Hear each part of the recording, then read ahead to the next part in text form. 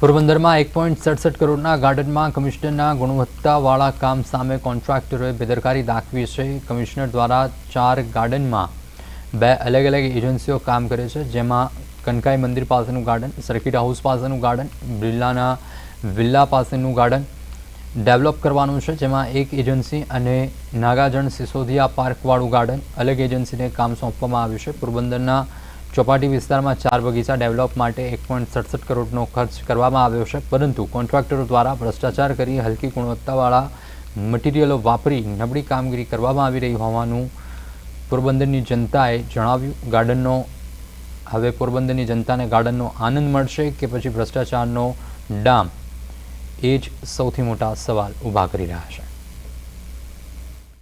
પોરબંદર શહેરમાં બંદર રોડ ખાતે 4 ગાર્ડન જે આવેલા છે, એમાં કનકાઈ માતાજીના મંદિર પાસેનું ગાર્ડન, બીજો વિલાની સામે આવેલું ગાર્ડન, ત્રીજો લોર્ડ્સ હોટલની સામે આવેલું ગાર્ડન અને ચોથો નાગાર્જુન સિસોદિયા ગાર્ડન।